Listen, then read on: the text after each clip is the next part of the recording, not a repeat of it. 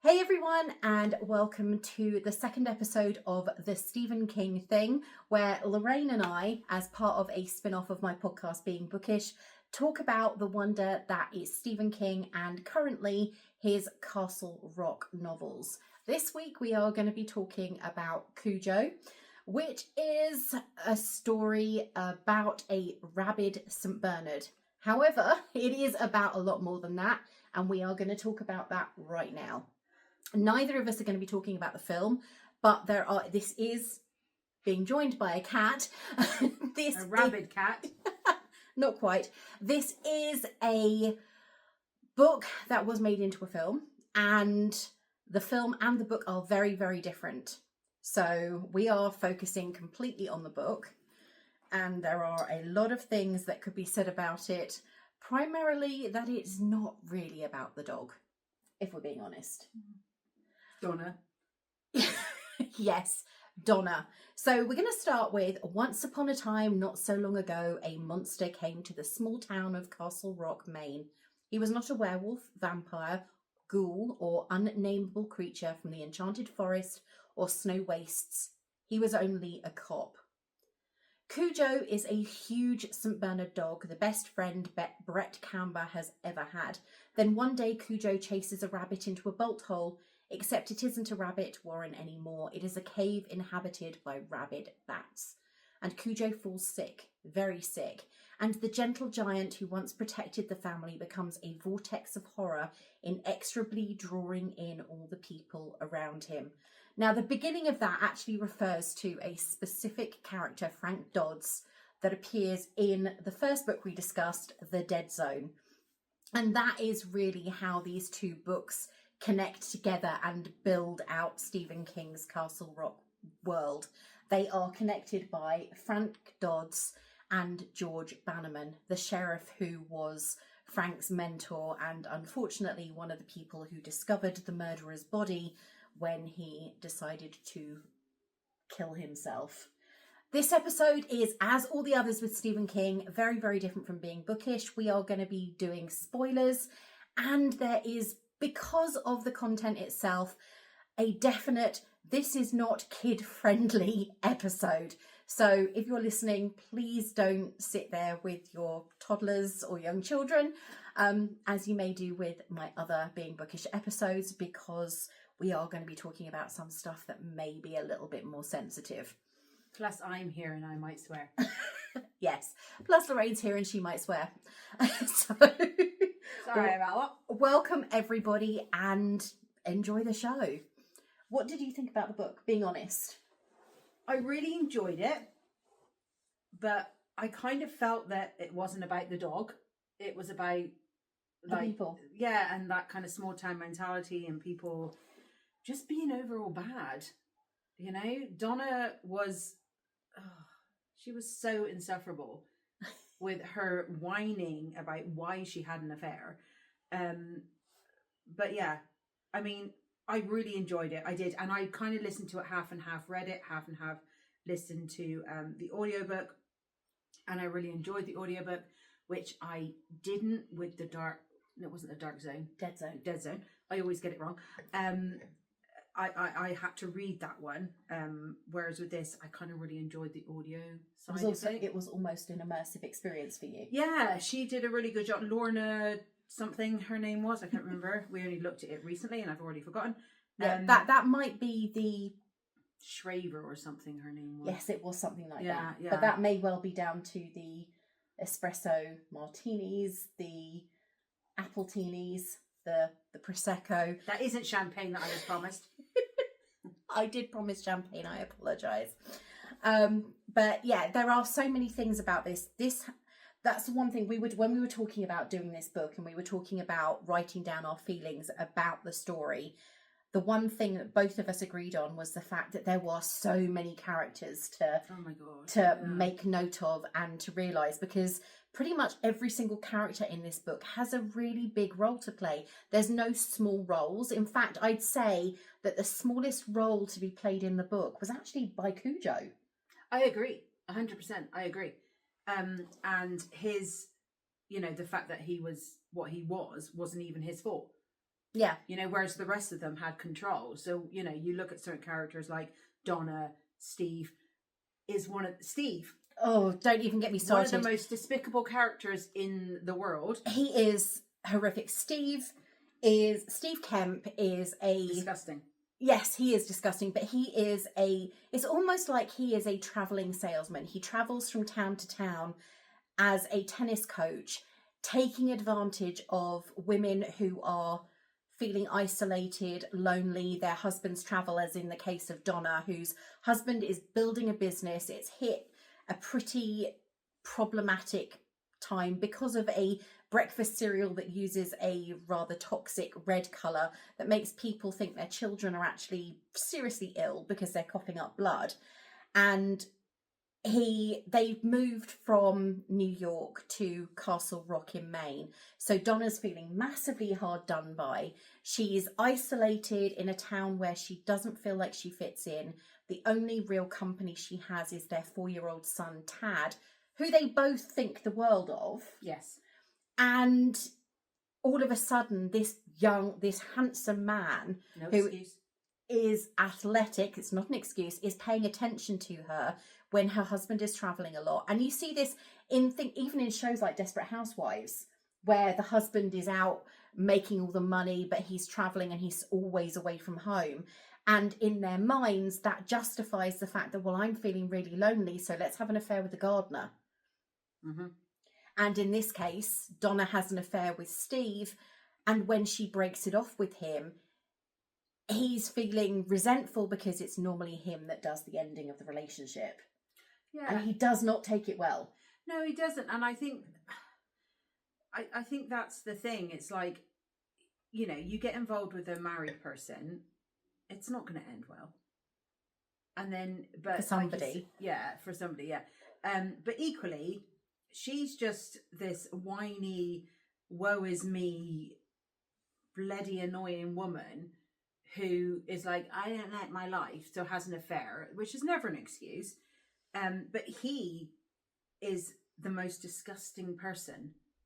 Like, he's so vile. I absolutely hated him. And I think for me, the biggest issue was that when she said, I don't want to see you anymore, this is over, it's completely wrong, he takes it in such a way that he writes a poison pen letter to her husband that he hand delivers. Ego.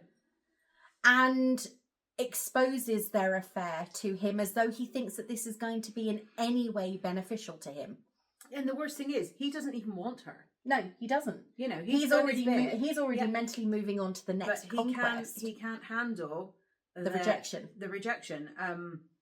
So I mean, they're both equally, in my eyes, terrible. Oh yes. And I mean, him, I just found like just disgust. The only word I've heard down is here, disgust. I just thought he was a disgusting human being. Her, I just thought was whiny as hell. I just put arsehole. Steve. Yes. Yeah, he was an asshole. You said disgusting, and I've actually got my keywords here are tennis player, seducer, arsehole. Because they were the key words for me that stuck out in describing Steve Kemp. The problem is, Donna's relationship with Steve Kemp is what is almost the catalyst for them not being discovered. Because Vic goes away again. He's trying to desperately save his business with his partner, Roger Breakstone. And they head off to the big city. I think they're off to Boston or somewhere. Yeah. And while they're away, Cujo, who's really at this point developed rabies to the point where he cannot discern anything, all he identifies with is pain and harming anybody who comes near him that he sees as potentially causing him further pain. And Donna and Tad go to Joe Camber's garage to get their car fixed. The car breaks down in the garage grounds, and she is then stuck in the car after she's bitten and attacked by Cujo. She is then stuck in her car, which is getting increasingly hotter because it's the height of the hottest summer they've ever experienced. with her young son, and they have got no way out. Unfortunately, when Vic doesn't get any answer at their house, he thinks initially that she's run away with Steve and taken Tad with her. And then when the police go round to investigate and they discover absolutely disgusting mess that he's left, that Steve has broken into the house and left as a payment. Look what I've left upstairs for you. And then they start investigating this whole thing as maybe a kidnapping, when in actual fact she's at the Canber's yard stuck in her car. And if all of that stuff hadn't happened, it's almost like this is karma. It's kind of like Stephen King intended this to be a message of, this is karma, this is what could go wrong, and this is what does go wrong for them. And part of me honestly thinks that this is a study in pain, because the horror isn't the dog. The horror is the mother being bitten and watching her child slowly die in the car, being unable to do anything about it. Yeah, no, I agree, because there's parts of me while I was watching it and I was like, why don't you just make a run for it, like to the door, because obviously Tad is struggling massively. But I get obviously why she didn't, but I feel very, I can imagine being in that moment. Do you know what I mean? Of what should you do? Yeah, I think there is that element of, with her, if she leaves him in the car and then she is killed by the dog, he's going to be no better off. And I agree with that. And like, it's easy for us to turn around and say what we would do. You'd have done that. Yeah, I found myself doing that, I'll be honest with you. You said, well, you were listening to it in the car on the way down, weren't you? So I listened to the last little bit on the way down. And, I found myself getting pretty annoyed at parts of it. But, I don't know what I'd do if there was a dog. Especially a massive dog. Rabies. And not only that, she's already been bitten by the dog. Yeah. So she already knows that there's a countdown on her, because she has already been bitten by this dog that has rabies.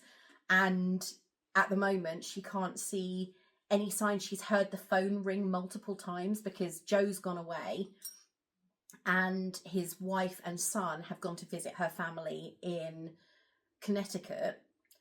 And, well, to be honest, I think his wife and her son have run away.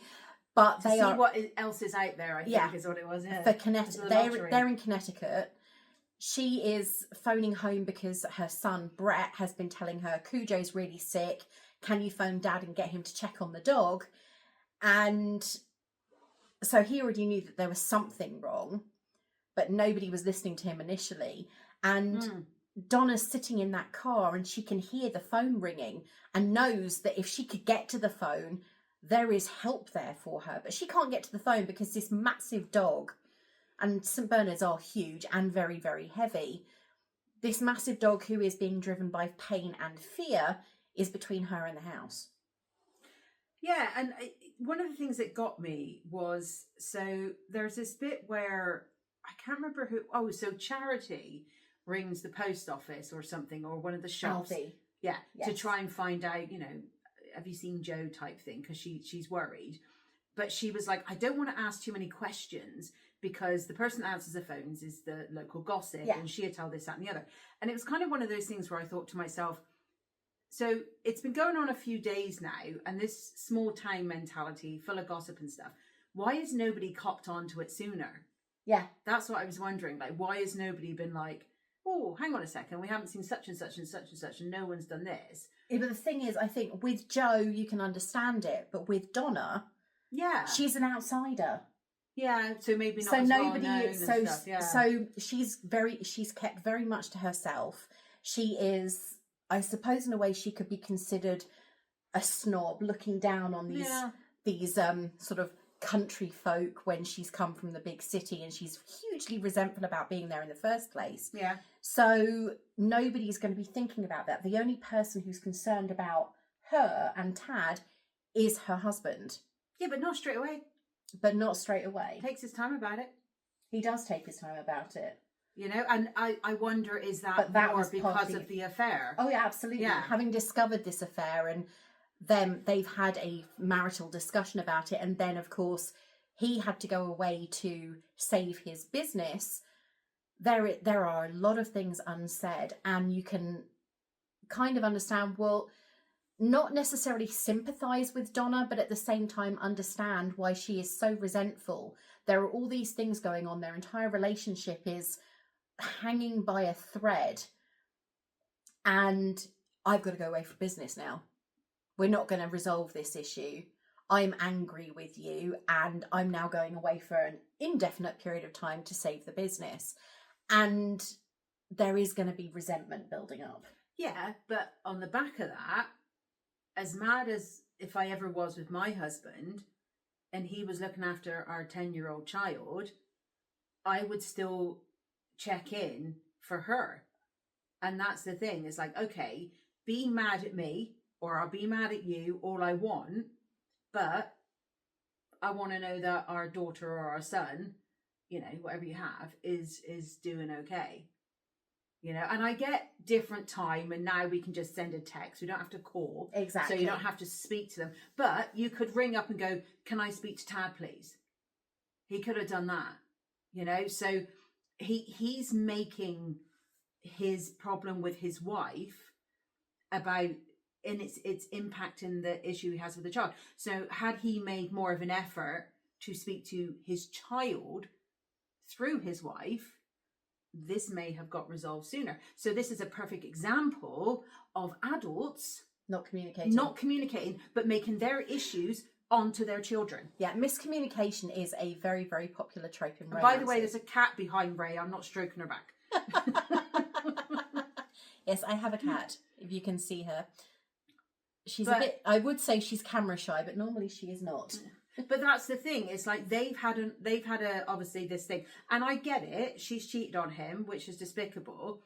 But I think I would say, look, I'm going to call because I want to speak to my child. Yeah. I don't want to talk to you. So when I call, I'm just going to be like, hi, can I speak to Tad? And that's the thing. It was like, it was more about their stuff. And that's what I found throughout the whole thing. I felt like, don't get me wrong, I felt like she was like worried about Tad and obviously wanting him to survive and all that kind of stuff. Yeah. But a lot of it, which is I think very common in relationships with adults, is they're thinking about more about their own feelings than the impact it does on the child. And I think that's what happened here. Oh yeah, 100%. I agree with that. Yeah. I think the key thing with this entire thing, and trigger warning for anybody who doesn't know, while in the film, young 4-year-old Tad survives being fried in a car. Unfortunately, in the book, he does not. He is the 4th victim of Cujo, but he is not actually Cujo's victim, if that makes sense. Yeah. Cujo is the first person he attacks is not his owner. It is his owner's neighbour, Gary Pervier, who is an alcoholic an alcoholic vet who is great friends with Joe Camber, who is the owner. I thought he was the second victim. I thought he was the first. I got him down as the second. I got Joe as the first. Gary's killed first. Joe goes to find Gary. Oh, I've written it down wrong then. On Wikipedia, it had it wrong. Oh, I've got it down. I didn't get it from Wikipedia. That's me getting it wrong. Oh, right. I'm sure that Gary was the first one. Joe went to find Gary. Okay. Joe then is attacked by Cujo in Gary's house. Yeah. And because they were supposed to be going to Boston together to gamble. Oh, and then, that's fine. George Bannerman, who you will recognise from... He's the next one. Yeah, he's the next victim. But he's actually gone to Camber's yard because Charity couldn't get hold of him. He's gone to Camber's yard and sees Donna and Tad in the car. Mm. He gets his gun out, but he's too late because Cujo is on him in moments, literal seconds. And Donna protects Tad from seeing Cujo's attack on George Bannerman, who is, obviously, he was Frank Dodd's sheriff and mentor. Dead zone, yeah. Yeah, so then George is dead. Donna has finally, at that point, had enough and kills Cujo with a baseball bat. Yeah, because it snaps and she stabs him with it. stabs him in She's the eye. yeah. The description of this moment is absolutely stomach churning. So I'm so glad I've just eaten food. See, I didn't, because like you messaged me and you were like, oh my God, no, I didn't find it. Well, you didn't find the description of his eye oozing down his face? No. You didn't find that disgusting? No, when I read it, I don't find it. You know, had I seen it, been watching it, I would be like that. But yeah, I didn't, because the whole way through, because you were like, it made me feel, I'm glad I didn't read that at bedtime. And I was like, I don't get it. to me, I was like, it's fine. And this is the difference between a reader who sees the entire thing in their heads as they read it and a reader who does not. No, I see goo, but to me, it's not a big deal. Yeah, but that sounds really wrong. That does sound very wrong. Maybe it's because I'm into horror and true crime. I've seen it all, so yes, exactly. A bit of stabby in the eye with a dog is like, meh. Yeah, maybe. Yeah. But having said that, when I talked about what happened in one of the Dungeon Crawler Carl books, you were like, and you say you can't read horror? I can't remember what that was, and I know that was only about an hour ago, 2 hours ago. Yes, it was the spider. Yeah, but it's gouging grim. an eye. Yeah, it's gouging an eye out. But it's the spider. It's not what they're doing. Oh right, okay, fair enough. Which is really weird. That is very weird. Yeah. But we get the description of everything that Donna does to Cujo, to go back to the book and not talk about Dungeon Crawler Carl, though I could for quite a long time. And then the dog is dead, and finally at that point the cavalry arrives. Meanwhile, back at the ranch. Yeah, and this is the point where you discover that Tad has sadly passed away in the car through dehydration and heat exposure. Do you think he passed away? I think he was dead long before. Yeah. I honestly do think that there's part of me, while I get that the description has it as she'd been seeing him move and he twitched and everything else quite recently before she got out of the car. I honestly think because of the way that everything else went and because of the way that King quite often writes. But I thought that because she was describing him in a certain position and she was like, he was like kind of not whimpering loudly, but making noises. And I was like, I kind of thought then, I was like, I think he's dead. Yes. See, I thought honestly thought he was dead quite a while before we get that he's dead. She tries to resuscitate him, and it's only when the ambulance crew, Vic arrives and he says, oh, he's dead. And she won't accept that. And in fact, given the fact that she's rabid, one of the lines that is said is one of the ambulance crew who tries to restrain her ends up having to have rabies treatment himself because she's bitten him. Yeah. But she is, at that point, she is insensible. She has no control. She's been through trauma herself. And yes, okay, so a lot of this she was absolutely horrific, but I wouldn't wish that on my worst enemy. No. When a lot of the whinging stuff was about when she was explaining to Vic why she had an affair. Yeah. And I was like, no. Like, there's no excuse for having an affair. Oh, I agree. I mean, the only reason, actually, I'll take that back. If your husband or your wife is a very abusive person, whether it's physical or mental or both, yeah, and you go looking for comfort, then do you know what? I'd have a bit of sympathy. But just because you don't like where you are and you thought your life was going to be a bit different, break up with the person first and then go. You know what I mean? Yeah. That's the thing. So, but while she was in the car, while there were certain things that irritated me, but that comes from a place of privilege where I wasn't in that situation, yes. And I fully am aware of that. I do get that when the end came and she was saying to, you know, when Vic was like, he's dead, and she's like, no, he's not. He was fine. And she's doing what she can to bring her kid back to life. 100%. You don't even have to have children to understand that. Like, do you know what I mean? And I can't help that was for me the moment where I suddenly started thinking, well, actually, this isn't a horror about the dog. It's a horror about the experience that these two people were having in the car. that was the horror, and the horror of the people who 100%. were waiting to find out what was happening. Mm. It was never, the dog was almost secondary. Yeah, because there's when it kind of come to light and Vic had gone back home. Yeah. And everyone was like, and at one point they were like, we'll wait till 7. And I was like, why are you waiting till 7? And that was the thing, that's what I got mad about from Vic's point of view and from her point of view. I mean, that was I was like, why is nobody just freaking, if you think this is a possibility, get in the bloody car. That's the thing. I mean, with her, she was saying, if I'd done it 10 minutes earlier. But she was stuck literally between the car, which was massively overheating, and being killed by a rabid dog. Yeah. And the potential of her son seeing that. They were her choices. And I don't think anybody really wants those choices because they're not great, either of them. No, none of it was. But there was a lot of, like, when it got to the point where Vic came home. There was a lot of waiting. There was too much waiting for me. And I was like, you know. That cop who was managing everything was useless. Yeah, because you could just get in a car. Like, personally, if I was Vic and I'd heard a name of someone, that I would have been in that car straight away. He went home and went to bed. Mm. And they woke him up the next morning and was like, blah, blah, blah. And I would have, there wasn't enough sense of urgency for me. And even when Vic showed up and he was like, what's her name? Donna had, stabbed Cujo. I was like, why aren't you running to the car? You think your son is still alive.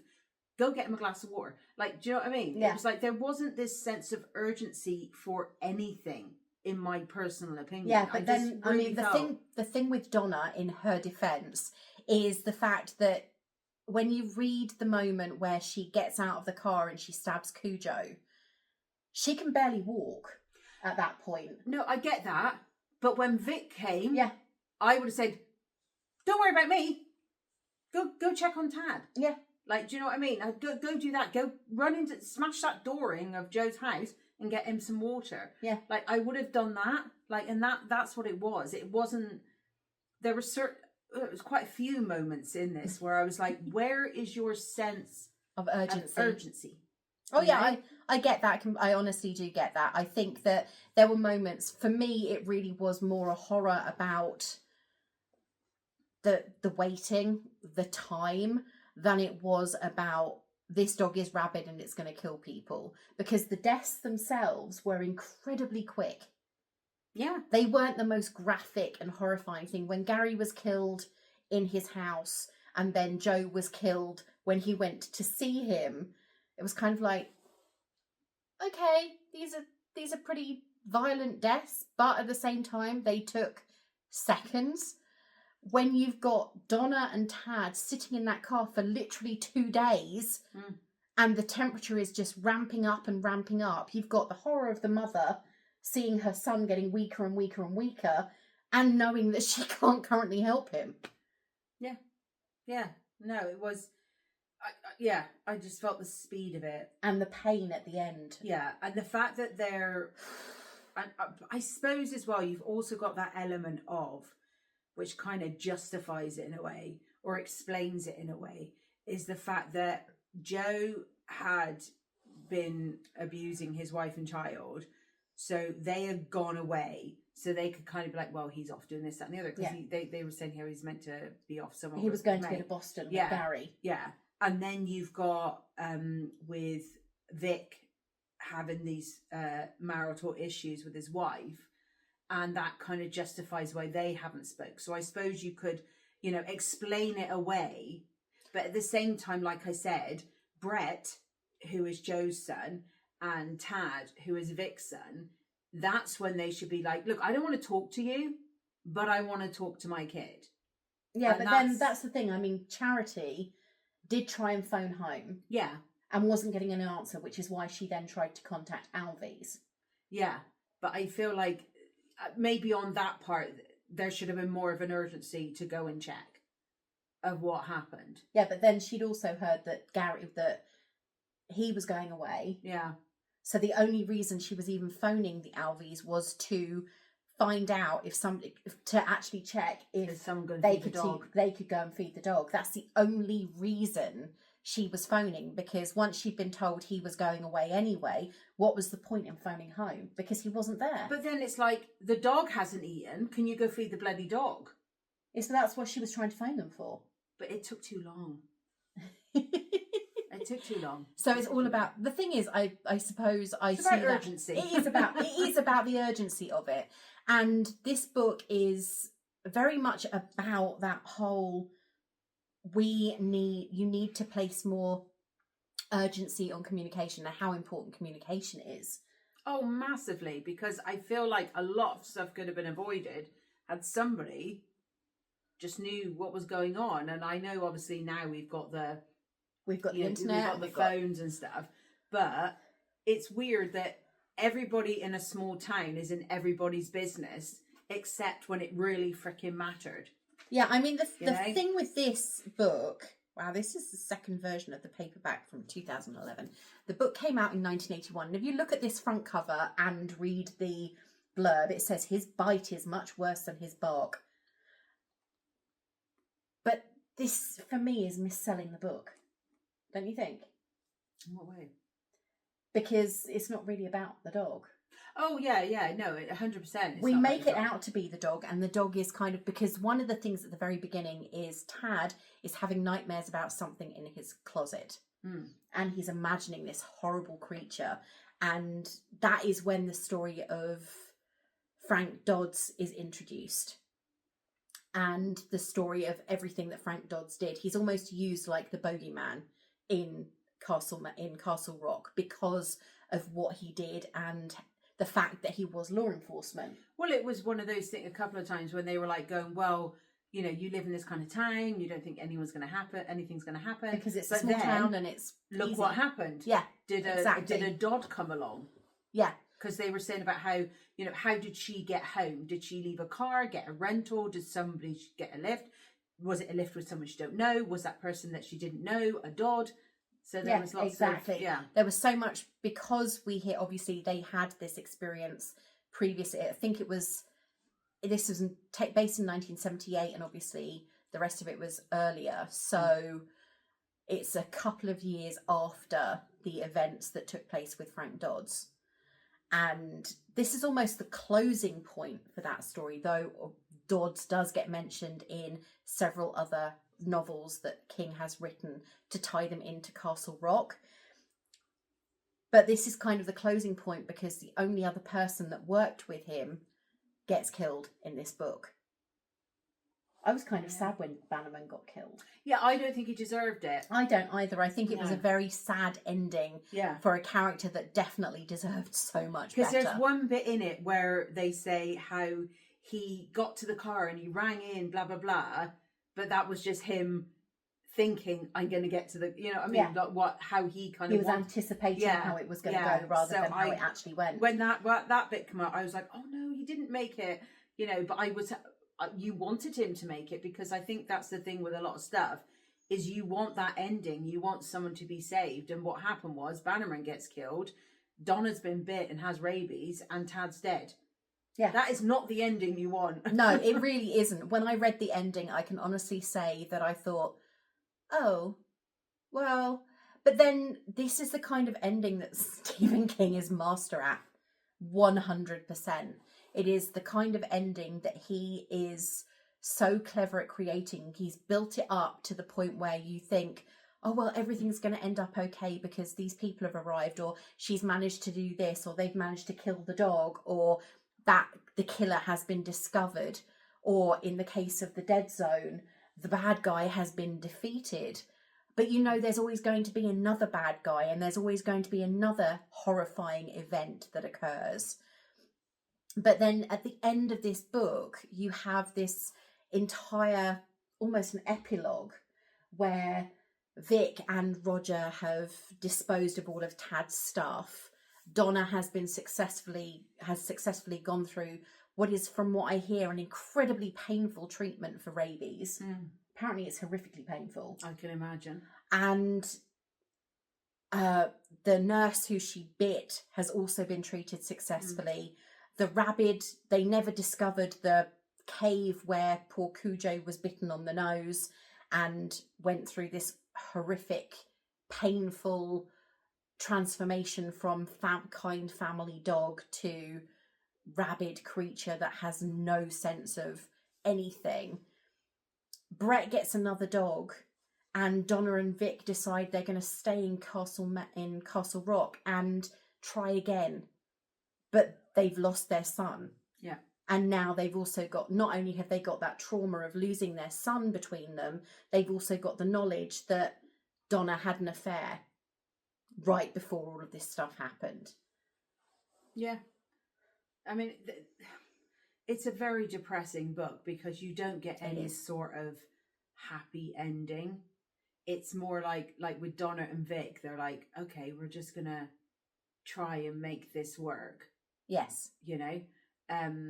And I just, they keep using the phrase, which I find interesting, where they go, Tad is still dead. They said that about 3 times, yes. I think. Or I may be wrong, someone can correct me.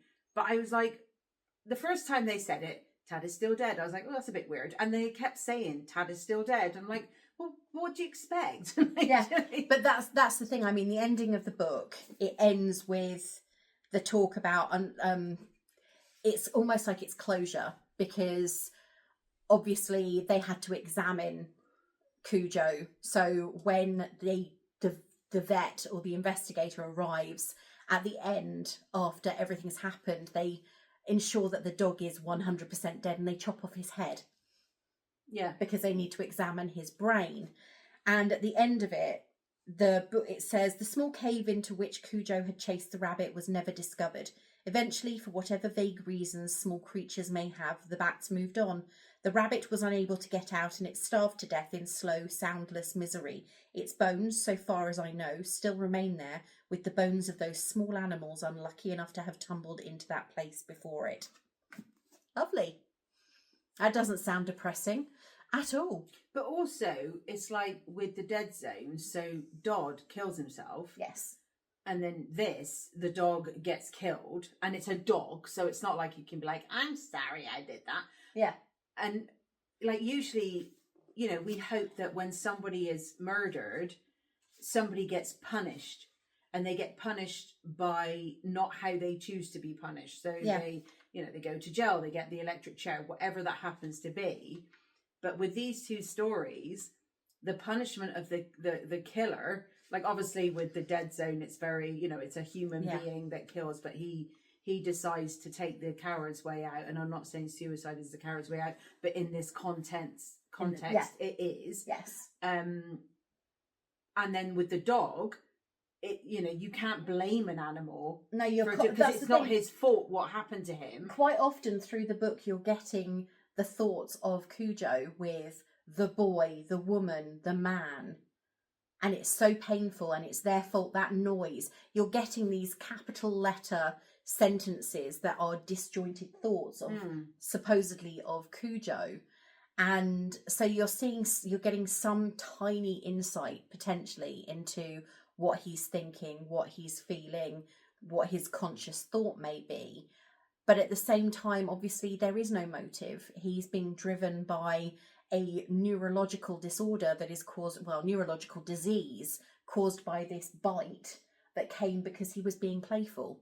Yeah, but because he's a friendly dog, and what happened to him isn't his fault. No. You know, he would never have done that had he not been bitten by this thing. Yeah, exactly. So we kind of don't get, so Tad dies and the other people. George, Gary and Joe. Yeah, but we don't get any, there's no... closure. Yeah, and it's the same with Dob because he's killed himself. I mean, there's nothing, I think, worse than when, there's a serial killer or a killer out there that's, killed someone. And then they, fucking kill themselves because they can't be arsed to deal with the consequences. And while Cujo can't help himself, it's still, there's no one to blame. And I think that's the thing. You need to be able to turn around and go, you did it, so you're going to suffer. But you can't do that with Cujo, and you can't do that with Dodd for different reasons. The problem with that is it does leave the people who are left behind, so Donna, Vic, Charity and Brett, to blame themselves for something that ultimately they had zero control over. what if? Yeah, what if You I'd know? been 10 minutes earlier? What if I hadn't gone to bed and I'd just gone searching instead? But the thing is, if he'd gone searching instead at night, who's to say that he wouldn't have been victim number And 4? look at Charity. Like, didn't they say how she was like, If I'd only listened to Brett. no, but she had turned. They were saying about how she had a bit of a smirk on her face when she was told that Joe had died. Yeah. You know, so was that like her almost got, well, I've got my freedom now? Yeah, because she they wanted nothing more. They both decided, she wanted to stay, and then Brett's like, yeah, I'll stay too, and they end up staying, don't they? They end up staying in Castle Rock. Yeah. So, yeah, so there's like, it's this weird thing. That's the thing. Charity felt trapped. She said that if it weren't for one lucky thing, her sister would have been in exactly the same situation as she was, and she wasn't able to get out of it. She felt trapped in a marriage she was unhappy in, to a man who treated her like violently like a possession. Yeah. So there's that question: did Joe get what he deserved because he was violent and cruel? But ultimately, does anybody deserve to die that way? I think that's, I mean, don't get me wrong, I think he deserved punishment, but I think obviously it was a time where, you know, it was very much domestic violence was between a man and a woman. You know, it was that type between a husband and wife. Yeah, between that time, because I'm not saying women didn't abuse people, but it was mainly between the husband doing it. But I think he deserved punishment. Was it that? No. But I mean, I don't know to the extent. For me, actually, I'll take that back. It depends on the extent of the abuse. Now, if you were like to the abusing your partner in such an extreme, perverse, disgusting, diabolical way, yeah, and that was what happened to you, then I'd be like, meh. That's the thing. We never get. We never get that level of detail. Did his end, you know, warrant? You know, was it justified? Yeah, was it justified? So yeah, but it's very difficult because we aren't given that level of detail into their relationship. No. So, having read this being the second book in the Castle Rock series, and we're going to be getting to our next book in a bit, which isn't Castle Rock. That's down to me. Yes. What did you honestly think about this book on the whole as an experience for reading and for listening to? I really enjoyed it. I thought I was really engaged, and I was really engaged more, I'll be honest with you, because when I read The Dead Zone, I really struggled. I couldn't listen to the audio. I tried the audiobook bit because I was going to do both, because I do a lot of walking with the dogs and driving and stuff, so it's perfect for that. But I couldn't get on board with it, so I read that one. But with this, I really enjoyed the audio side of it, and I really engaged with it, and I found myself reacting. Do you know what I mean? Yeah, was it a different way? Was it a book that you found yourself getting absorbed in? Yes. See, I found this one, it took me a few days to read, which is massively surprising given how short it is. And it's not that short. For me. It's not that short for me. Yeah. But I found it's one of Stephen King's shorter novels rather than novellas. Isn't it like 400 and something pages? 400. I think it's 404. That's not short. For Stephen King, it is. Okay. Think about The Stand. Okay. And I don't want to. That is a book that we will be dealing. That will be audio and reading. And we'll be looking at that at the end of this year, because this is a fun series to do. Mm. But when I started reading it, even though I have read it before, I found it much easier to read when I was younger than I did as an adult. And I think that's partially because as a child, I saw it as a story about a dog. And as an adult, I saw it as a story about, I saw it as a story about dysfunctional relationships, which nobody wants to read about as an adult. But I think that's for anyone, because, like, you know, obviously me and you are Gen X and we watch a lot of the 80s movies. Yeah. And when we watched them in the 80s, we're like, oh, that's wrong, like that. Whereas we watch them now and we're like, oh my God. That would I never cannot believe you did that. Like, do you know what I mean? Well, we were talking about 80s movies earlier, and I've recently watched, though it's a 90s movie, half of Don't Tell Mum the Babysitter's Dead, and I just couldn't bring myself to watch the second half of it. Not because it's horrific, but because it was like, okay, why did I like this film? Well, for me, I always think of Back to the Future when Biff goes in the car to Lorraine McFly. And I'm like, when I watched it younger as a child, I was like, ew, that's gross. Now I'm like, he's literally trying to rape her. Like, do you know what I mean? Yeah. And I think that's the thing now. We have the understanding now to see what, because like I know, you know, you're not married, but I'm married, and obviously my husband's not abusive at all. Lovely. He's lovely.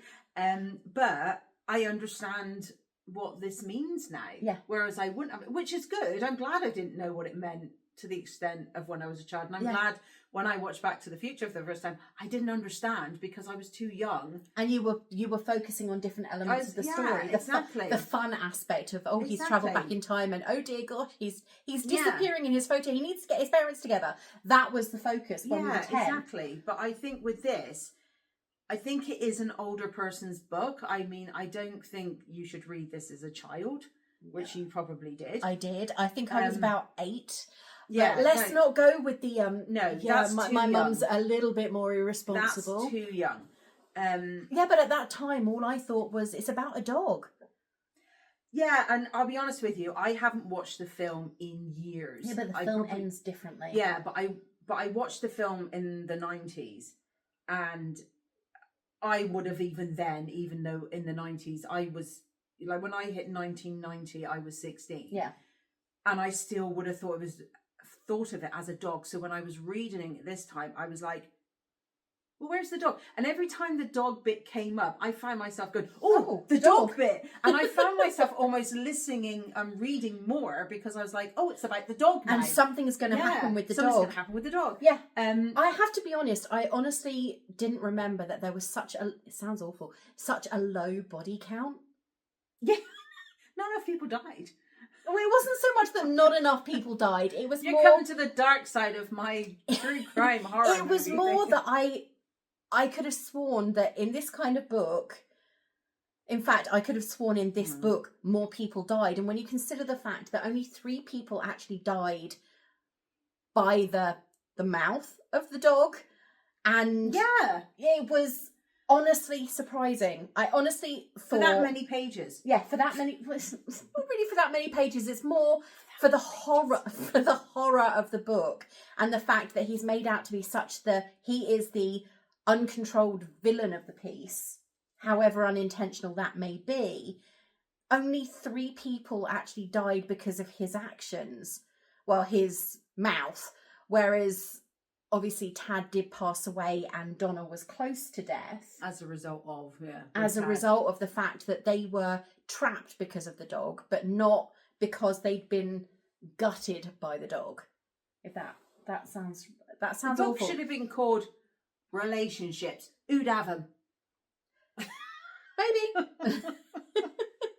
We were recently reading some information about other books, and one book by King was apparently meant to be titled Cancer, and he was persuaded. Dreamcatcher, wasn't it? He was persuaded otherwise by his wife because it didn't feel appropriate. It doesn't have quite the same ring as Dreamcatcher. No, it does. It doesn't sound quite so, because that's one of his science fiction novels, but it is actually a Castle Rock book. So we will be reading that at a later date. However, our next book, because we are coming up to the end of this episode, our next book is going to be Here's Johnny. The Shining. Yeah. And that is not Castle Rock. No. But it is based in Maine.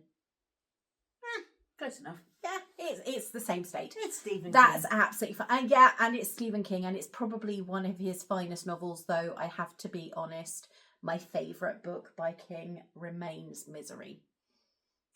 Did we do that, or did we do the film? We've done both. Have we? Yes. Have I read the book? Yes. Oh.